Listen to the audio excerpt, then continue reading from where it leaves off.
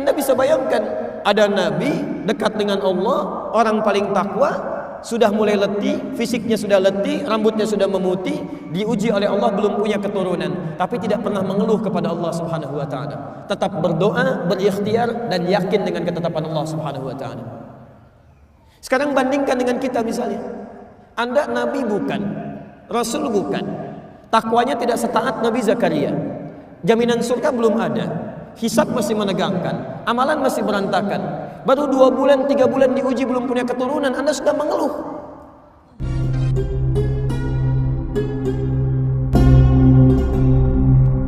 Bismillahirrahmanirrahim. Wa khalaqallahu as-samawati wal arda bil haqq wa litujza kullu nafsin bima kasabat wa hum la yuzlamun.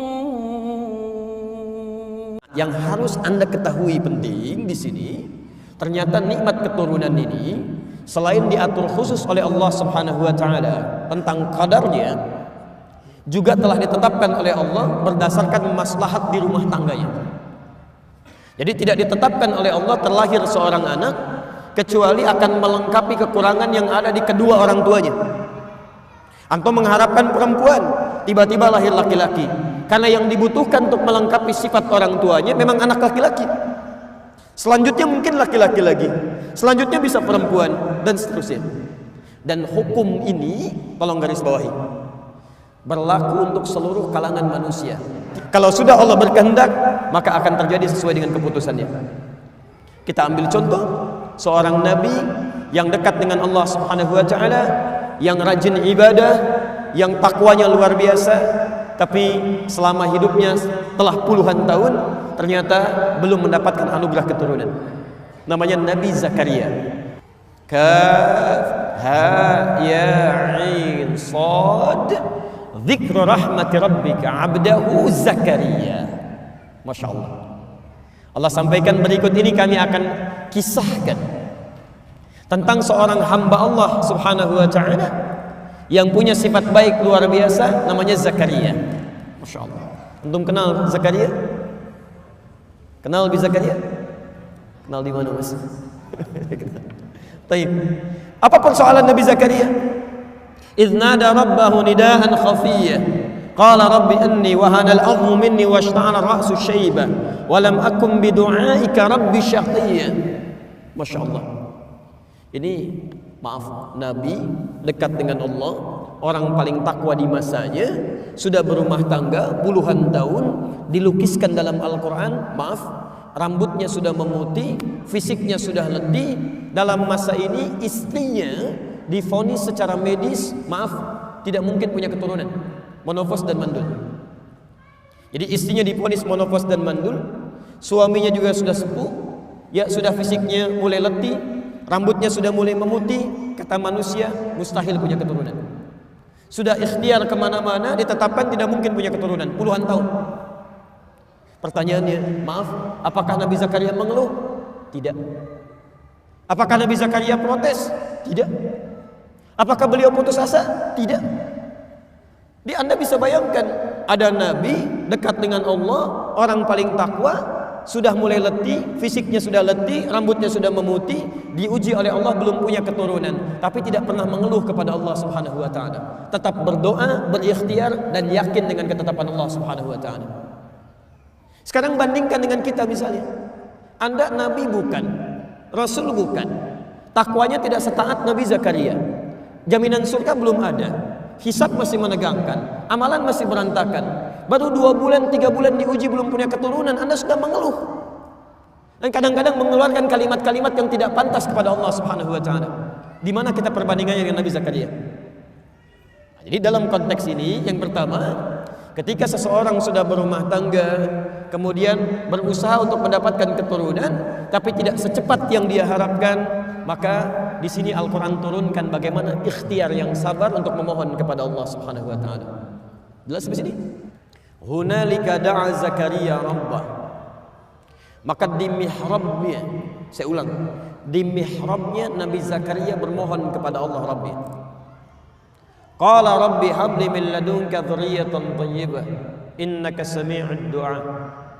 Kemudian beliau menunaikan salat, meminta kepada Allah Subhanahu wa taala. Satu, mihrab. Kedua, salat. Ketiga, doa. Nanti saya turunkan ayatnya. Perhatikan, fokus. Saat semua orang mengatakan mustahil kamu punya keturunan, gak mungkin terjadi ini pada kamu, sudah gak bisa ini, maka ajaran Quran menyampaikan kepada kita, saat semua makhluk sudah mengatakan ini mustahil, maka tinggalkan semua perkataan makhluk, mohonlah kepada Allah Sang Khalik yang tidak punya batas dalam kuasanya. Jadi kalau Anda sedang mengalami peristiwa dalam kehidupan dunia, kemudian semua orang mengatakan itu mustahil, tidak mungkin, tidak bisa, itu tanda dari Allah Subhanahu wa taala yang pertama, agar meninggalkan semua pendapat manusia dan langsung bermohon kepada Allah Subhanahu wa taala. Ini rumusnya. Baik. Bagaimana cara bermohonnya? Satu, cari satu tempat yang sekiranya bisa lebih mendekatkan diri Anda dengan Allah Subhanahu wa taala. Di Quran itu ada 3 tempat yang dimuliakan. Bila Anda bermohon kepada Allah dan melakukan ibadah di dalamnya, itu akan lebih cepat tersambung dengan Allah Subhanahu wa taala. Saya agak cepat. Satu, namanya masjid, dan kita berada di dalamnya sekarang. Ya, Quran surah kedua Al-Baqarah ayat 114, Quran surah 9 At-Taubah ayat 18. Yang kedua, namanya musalla. Musalla. Quran surah kedua Al-Baqarah ayat 125, posisi paling kanan di pertengahan, ke bawah sedikit. Wa idz ja'alna al-baita mathabatan lin-nasi wa amna wattakhidhu min maqami Ibrahim musalla. Yang ketiga, ini yang jarang diungkap, namanya mihrab. Mihrab. Hati-hati, namanya mihrab. Quran surah ketiga Ali Imran ayat 37 sampai dengan 38. Mihrab ini sering dipahami keliru oleh sementara orang. Kalau disebutkan mihrab, yang terbayang adalah tempat imam di depan dalam memimpin sholat. Padahal dalam kalimat fikih yang disebut dengan mihrab itu adalah tempat yang dikhususkan untuk kepentingan ibadah saja, dan tidak harus luas. Ya, walaupun rumah Anda cuma petakan misalnya, ya, misal saya pernah mengontrak cuma petakan Pak, tapi kita sediakan satu bentangan selebar sajadah yang kita jadikan mihrab di situ. Jadi hanya untuk ibadah saja. Ya, salatnya di situ, baca Al-Qur'annya di situ, zikirnya di situ, dan tidak harus dicampuri dengan kegiatan-kegiatan dunia yang lain. Jadi kalau mau makan, jangan makan di situ. Kalau mau baca Quran, jangan baca di situ. Anda lihat handphone, keluar dari situ. Itu mihrab. Nah, kalau Anda punya tempat seperti ini, disebutkan dalam Al-Quran, mihrab itu termasuk satu-satunya tempat yang jika benar Anda miliki dan ibadah di dalamnya, akan mempercepat terkabulnya doa. Akan mempercepat terkabulnya doa. Ya. Bahkan rizki Anda yang sulit pun, bila Anda memiliki mihrab khusus untuk ibadah, itu diantara yang tercepat untuk mengantarkan rizki kepada Anda. Sekarang Nabi Zakaria divonis tidak mungkin punya keturunan, mustahil. Maka yang beliau lakukan pertama kali adalah membuat mihrab. Kemudian apa yang dilakukan di situ? Beliau bangkit tunaikan salat dan berdoa memohon kepada Allah Subhanahu wa taala. Dari mana taunya salat kemudian menunaikan doa di sini? Lihat ayat 38 sampai 39-nya. Hunalika da'a Zakaria rabbah. Di mihrabnya Nabi Zakaria menunaikan salat dan berdoa kepada Rabbih. Qala rabbi habli min ladunka dzurriyyatan thayyibah innaka sami'ud du'a. Ya Allah, hamba mohon ya Allah. Semua makhluk mengatakan hamba tidak mungkin punya keturunan.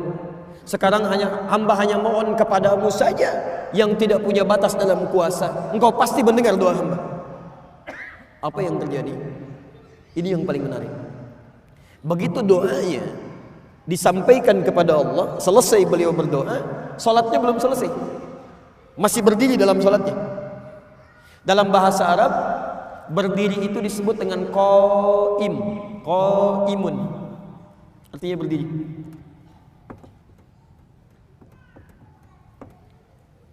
Masih salat disebut dengan yusalli, yusalli, sedang salat. Masya Allah. Ini beliau berdoa dalam salatnya, belum selesai salatnya, baru selesai doa, salatnya masih berdiri dalam salatnya. Tiba-tiba turun malaikat, ayat 39-nya, fanadatul malaikatu wa huwa qaimun yusalli fil mihrab. Turun malaikat menyampaikan kepada Nabi Zakaria, mengatakan annallaha yubashshiruka bi Yahya, Allah kasih kabar gembira kepada anda akan punya keturunan, bahkan namanya langsung dari Allah, Yahya, artinya hidup. Yang mustahil menurut manusia, lahir dari rahim seorang perempuan yang menopos dan mandul bayi yang hidup, kata Allah nggak ada yang mustahil, lahir dan hidup dia. Ini poinnya. Dan demi Allah saya katakan, semua nabi dan rasul, bahkan orang-orang saleh, jika punya persoalan dalam hidupnya, dia akan mohon kepada Allah Subhanahu wa taala lewat salatnya.